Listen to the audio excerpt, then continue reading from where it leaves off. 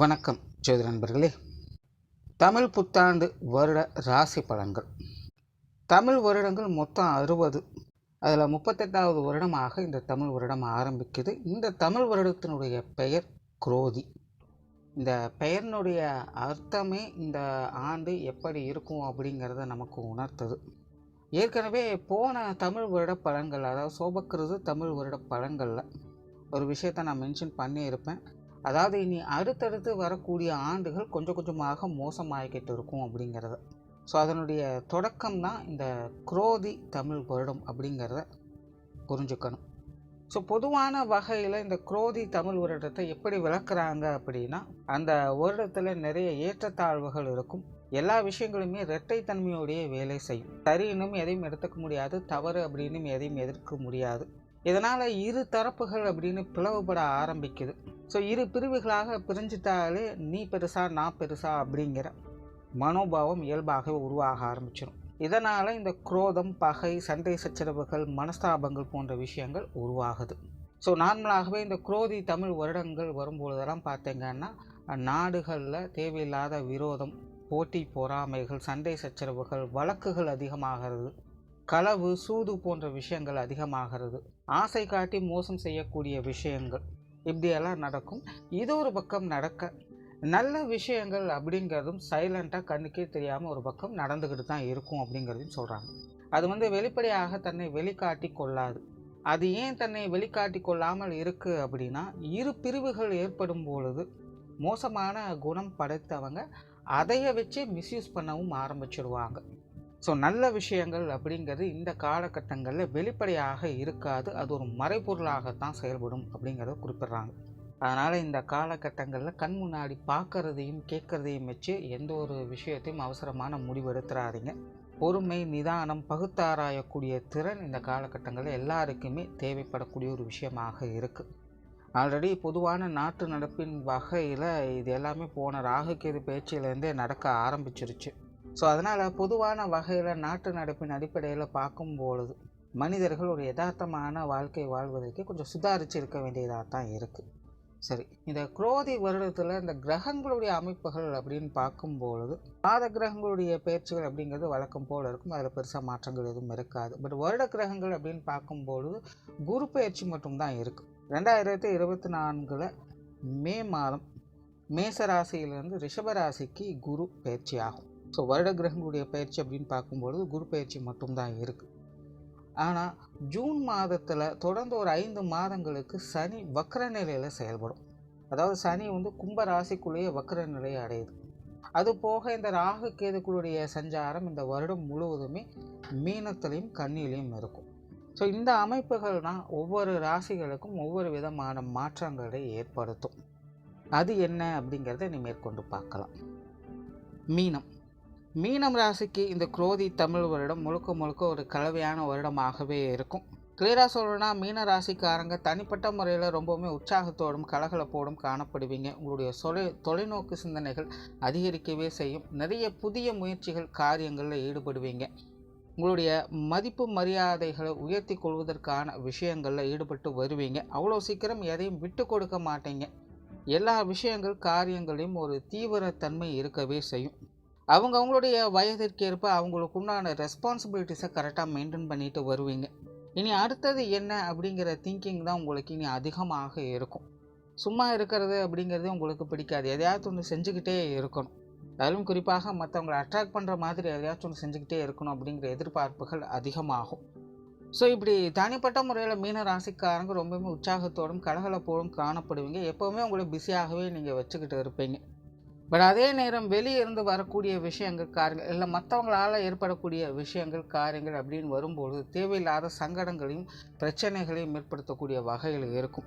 ஆரம்பமெல்லாம் நல்லா தான்ப்பா இருக்குது, ஆனால் ஃபினிஷிங் சரியில்லை அப்படின்னு சொல்கிற மாதிரி மற்றவங்களோடு சேர்ந்து செய்யக்கூடிய விஷயங்கள் அல்லது மற்றவங்களுக்காக நீங்கள் செய்யக்கூடிய விஷயங்கள், காரியங்கள் எல்லாமே கிட்டத்தட்ட இந்த மாதிரி தான் இருக்கும்.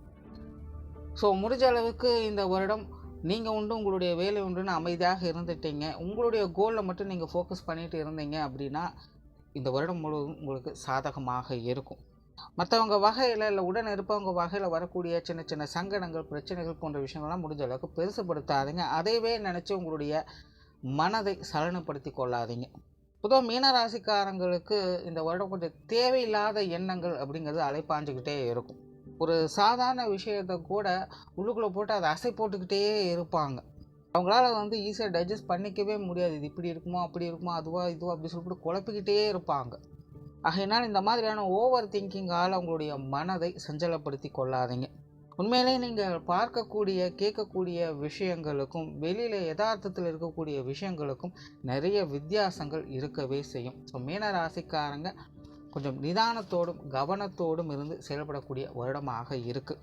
எந்த ஒரு விஷயத்திலும் காரியத்திலும் அவசரப்பட்டு இறங்கிடாதீங்க. அதே போல் அரைகுறையாக எந்த ஒரு விஷயத்தையும் காரியத்தையும் விட்டுட்டு போகாதீங்க. ஏன்னா இந்த மாதிரியான சமாச்சாரங்கள் தான் இந்த வருடம் உங்களுக்கு அதிகமாக ஈர்க்கப்படும்.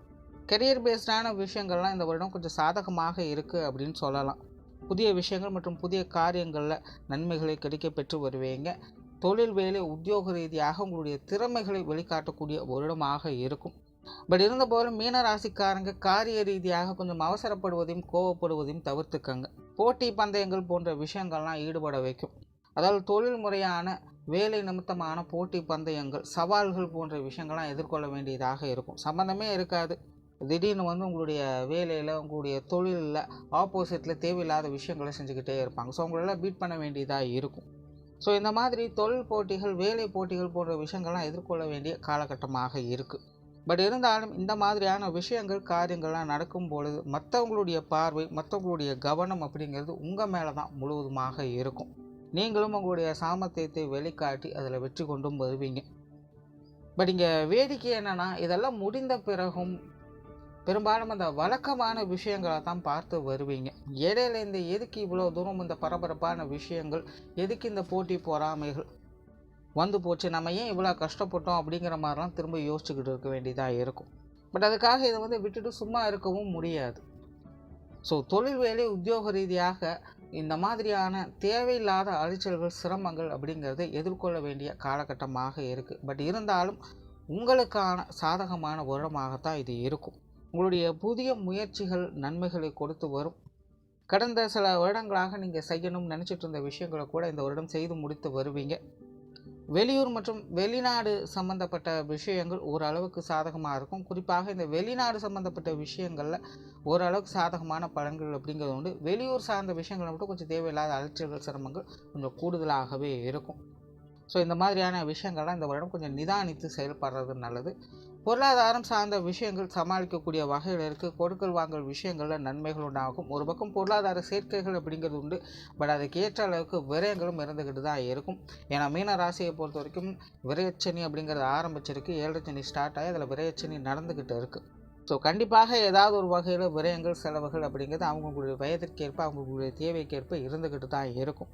ஆகினால் இந்த பொருளாதாரம் சார்ந்த விஷயங்கள், கொடுக்கல் வாங்கல் விஷயங்கள், கடன் சம்மந்தப்பட்ட விஷயங்கள் இது எல்லாத்துலேயுமே மீனராசிக்காரங்க கொஞ்சம் கவனத்தோடு இருக்கிறது நல்லது. ஒரு பக்கம் பொருள் சேர்க்கைகள் அப்படிங்கிறது உண்டாகுது. எல்லாத்தையும் சமாளிச்சுட்டு தான் வருவீங்க.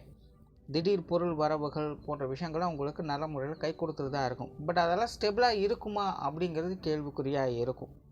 ஸோ ஆகையினால் இந்த கொடுக்கல் வாங்கல் விஷயங்கள், காசு பண சமாச்சாரங்கள்லாம் கணக்கு வழக்குகளோடு கொஞ்சம் கச்சிதமாக இருக்கிறது நல்லது. சொத்து சுகங்கள் சார்ந்த விஷயங்கள் சில சுமூகமான மாற்றங்கள் இருக்கவே செய்யும். நிறைய பேர் பார்த்திங்கன்னா இந்த டைமில் லோன் போட்டு வீடு கட்டலாம், இல்லை இடம் வாங்கலாம் அப்படிங்கிற மாதிரியான எண்ணங்கள் அதிகரிக்கும். முடிஞ்ச அளவுக்கு அந்த மாதிரியான விஷயங்களை கொஞ்சம் அவாய்ட் பண்ணிக்கிறதே நல்லது. அதாவது உங்களுடைய கை மீறி அந்த விஷயங்களில் இறங்க வேண்டாம். கடன் வாங்கி அதை செஞ்சாலும் அதை நம்மளால் சரி பண்ணிட முடியும் அப்படிங்கிற ஷூரிட்டி உங்களுக்கு இருந்தால் மட்டும் இதில் செயல்படுங்க. இல்லை இதையை நம்ம முதல்ல வாங்கிட்டு இதை வச்சு நாளைக்கு இப்படி மாற்றிடலாம் அப்படிங்கிற மாதிரியெல்லாம் பிளான் போட்டிங்க அப்படின்னா அதெல்லாம் கொஞ்சம் சொதப்பவே செய்யும். ஸோ இந்த சொத்து சுகங்கள் அப்படின்னு வரும்போது இந்த கேரண்டி இல்லாத விஷயங்களை எதிர்கொள்ளாதீங்க. முடிஞ்ச அளவுக்கு அந்த விஷயங்களை அவாய்ட் பண்ணிவிடுங்க. குடும்ப விஷயங்கள் காரியங்கள் இந்த வருடம் உங்களுக்கு சாதகமாகவே இருக்கும். குடும்பத்தில் மகிழ்ச்சி தரக்கூடிய விஷயங்களை எதிர்பார்க்கலாம். குடும்பத்தில் சின்ன சின்ன மனக்குறைகள் அவ்வப்போது வந்து போகத்தான் செய்யும். பேச்சுவார்த்தைகளை மட்டும் கொஞ்சம் கவனம் எடுத்துட்டிங்கன்னா சரி. குடும்பத்துக்காக சில விஷயங்கள் காரியங்களை கொஞ்சம் சிரமப்பட்டு முயற்சி செஞ்சுட்டு வருவீங்க. அது சார்ந்த விஷயங்கள் கொஞ்சம் அலைச்சல்கள் டென்ஷன்கள் இருக்கத்தான் செய்யும். பட் முடிவுகள் உங்களுக்கு சாதகமாகவே இருக்குது. குடும்ப உறுப்பினர்கள் வகையிலும் சில மாற்றங்கள் அப்படிங்கிறது ஏற்பட செய்யும். இதுவரைக்கும் கரடுமுரடாக இருந்தவங்க இனி உங்கள்கிட்ட பாசமழை பொழிவாங்க. இதுவரைக்கும் பாசமலையில் நினைச்சிட்டு இருந்தவங்கெல்லாம் இனி பார்த்தீங்கன்னா கொஞ்சம் ஆப்போசிட்டில் செயல்பட செய்வாங்க. ஸோ இந்த மாதிரி குடும்ப உறவுகளுக்குள்ளேயே பார்த்தீங்கன்னா ஒரு சேஞ்ச் ஓவர் மாதிரி நடக்கும். அந்த வகையில் இந்த பெற்றோர்கள் சார்ந்த விஷயங்கள், உடன்பிறப்புகள் சம்மந்தப்பட்ட விஷயங்கள்லாம் பார்த்திங்கன்னா மீனராசிக்காரங்களுக்கு இதுவரைக்கும் ஒரு மாதிரியான சங்கடம் தரக்கூடிய விஷயங்களை தொடர்ந்து கொடுத்துட்டு வந்தது. அதே போல் பெற்றோர்கள் நிலை, உடன்பிறப்புகளுடைய நிலை அப்படின்னு பார்க்கும்பொழுது ஒரு மாதிரியான அலைகழிக்கக்கூடிய விஷயங்களை கொடுத்துட்டு வந்தது. பட் இனி வரக்கூடிய காலங்களில் பார்த்திங்கன்னா பெற்றோர்கள் விஷயங்களாகட்டும், உடன்பிறப்புகள் சார்ந்த விஷயங்களாகட்டும் ஓரளவுக்கு சமாளிக்கக்கூடிய விஷயங்களும் சாதகமான விஷயங்களையும் பார்க்க முடியும். பெரிய வகையில் இனி அவங்க மூலமாக சங்கடங்களோ, அலைச்சல்களோ, சிரமங்களோ எதுவுமே இருக்காது. அண்ட் இன்னொரு பக்கம் பார்த்திங்கன்னா இந்த கணவன் மனைவி உறவுகள், குழந்தைகள் சம்மந்தப்பட்ட விஷயங்கள்லாம் பார்த்திங்கன்னா இது வரைக்கும் கொஞ்சம் சப்போர்ட்ஃபுல்லாக இருந்துட்டு வந்தது. பட் இனி வரக்கூடிய காலங்கள் பார்த்திங்கன்னா இது கொஞ்சம் நெகட்டிவாக மாறும். தேவையில்லாத சங்கடங்கள், அலைச்சல்கள் போன்ற விஷயங்கள்லாம் இனி இவங்க வகையில் அதிகரிப்பதற்கான வாய்ப்புகள் இருக்குது. அதாவது ஒரு சாட்டிஸ்ஃபிகேஷன் அப்படிங்கிறது இருக்காது. ஒரு பிரச்சனை முடிஞ்சது அப்படின்னா இன்னொரு பிரச்சனை ஏற்படுத்தும். பட் அந்யோன்யம் அப்படிங்கிறது அதிகரிக்க செய்யும். அதாவது திட்டிக்கிட்டாவது ஒருத்தரங்க நம்ம நினச்சிக்கிட்டே இருப்போம். அந்த மாதிரி இந்த கணவன் மனைவி உறவுகளாகட்டும், குழந்தைகள் சார்ந்த விஷயங்களாகட்டும், அடித்தாலும் பிடிச்சாலும் நம்மளோட தானே அப்படிங்கிற மாதிரியான சென்டிமெண்ட்டோட சில சங்கடங்களையும் எதிர்கொள்ள வேண்டியதாக இருக்கும். ஸோ இந்த மாதிரியான சமாச்சாரங்களை கொஞ்சம் அனுசரித்து போக வேண்டிய காலகட்டமாக இருக்கும். திருமண விஷயங்கள், புத்திரபாக்கிய அமைப்புகள் இதெல்லாம் ஓரளவுக்கு கண்ட்ரோலாக இருக்குது. அதாவது கோச்சார ரீதியான கிரக அமைப்புகள் படி திருமண விஷயங்களாகட்டும், புத்திரபாக்கிய அமைப்புகளாகட்டும் இது எல்லாத்துக்குமே ஒரு 50-50 சான்சஸ் தான் இருக்குது. பட் சுய ஜாதகத்தில் உங்களுக்கு கிரக அமைப்புகள் வக்கர நிலையிலிருந்து செயல்பட்டுது அப்படின்னா அவங்களுக்கெல்லாம் இந்த காலகட்டங்களில் கொஞ்சம் சிறப்பாக இந்த திருமண விஷயங்கள், புத்திரபாக்கிய அமைப்புகள்லாம் செயல்படும். காதல் சம்பந்தப்பட்ட விஷயங்களில் நிதானம் தேவை. அதே போல் உற்றார் உறவினர்கள், நண்பர்கள் சார்ந்த விஷயங்கள், பொது விஷயங்கள் மற்றும் பொது காரியங்கள் இது போன்ற விஷயங்களும் கொஞ்சம் நிதானம் தேவை. தேவையில்லாத மனஸ்தாபங்கள், சங்கடங்கள் போன்ற விஷயங்கள் அவ்வப்போது வந்துக்கிட்டு தான் இருக்கும். முன்னாடியே சொன்ன மாதிரி இந்த உறவு முறைகளுக்குள்ள, பழக்க வழக்கங்களுக்குள்ள நிறைய மாற்றங்கள் அப்படிங்கிறது இந்த வருடம் இருந்துக்கிட்டு தான் இருக்கும். நல்லா ஃப்ரீயாக பழகிட்டு இருந்தவங்க கூட கொஞ்சம் கண்டுக்காமல் இருப்பாங்க. இல்லைனா அவங்கள விட்டு நம்மளே கொஞ்சம் ஒதுங்கி இருக்க மாதிரியான சூழ்நிலைகள் கூட ஏற்படலாம். ஸோ இந்த உற்றார் உறவினர்கள், நண்பர்கள் சார்ந்த விஷயங்கள், பொது விஷயங்கள் மற்றும் பொது காரியங்களில் பெருசாக எந்த ஒரு எக்ஸ்பெக்டேஷனும் இல்லாமல் இருக்கிறது நல்லது. மாணவர்களுக்கு கல்வி மற்றும் வித்தை சார்ந்த விஷயங்கள் இந்த வருடம் கொஞ்சம் சாதகமாக இருக்குது. கடந்த சில வருடங்களாக மாணவர்களுடைய நிலை அப்படிங்கிறது அவங்க என்னதான் முயற்சி செஞ்சாலும் விஷயங்கள், காரியங்கள் அவங்களுக்கு தேவையில்லாத சங்கடங்களையும் பிரச்சனைகளையும் ஏற்படுத்தி இருக்கும். இவ்வளோ கஷ்டப்பட்டுட்டு இருக்கோம், ஆனால் நம்ம நினச்ச மாதிரி, எதிர்பார்த்த மாதிரி எதுவுமே நடக்க மாட்டேங்குதே, என்ன ப்ராப்ளம் ஆகுது அப்படின்னு ரொம்பவே குழம்பி போயிருப்பாங்க. ஸோ அந்த மாதிரியான குழப்பங்கள்லாம் இந்த வருடம் பெருசாக எதுவுமே இருக்காது. மாணவர்களுடைய கல்வி, வித்தை சம்பந்தப்பட்ட விஷயங்கள், காரியங்கள் வகையிலிருந்து வந்த தடைகள், பிரச்சனைகள் அப்படிங்கிறதான் முழுவதுமாக விலக ஆரம்பிக்குது. அதனால் மாணவர்களுடைய முயற்சிகளுக்கு நல்ல பலன்களை இந்த வருடம் எதிர்பார்க்கலாம்.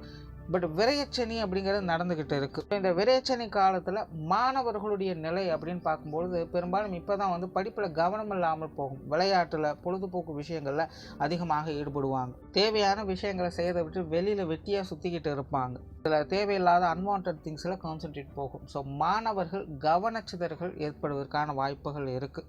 ஆகையினால் மாணவர்கள் கவனத்தோடும் முழு முயற்சியோடும் செயல்பட்டு வந்தாங்கன்னா இந்த வருடம் அவங்களுக்கு ஒரு சாதகமான வருடமாகவே இருக்கும்.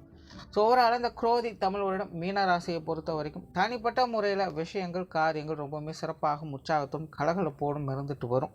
ஆகையினால் முடிஞ்ச அளவுக்கு மற்றவங்களோட கம்பேரிஷனை தவிர்த்துக்கங்க. நீங்கள் உண்டு உங்களுடைய வேலை உண்டுன்னு அமைதியாக இருந்தீங்கனாலே போதும். இந்த வருடம் உங்களுக்கு சாதகமாக இருக்கும். நன்றி, வணக்கம், வாழ்க வளமுடன்.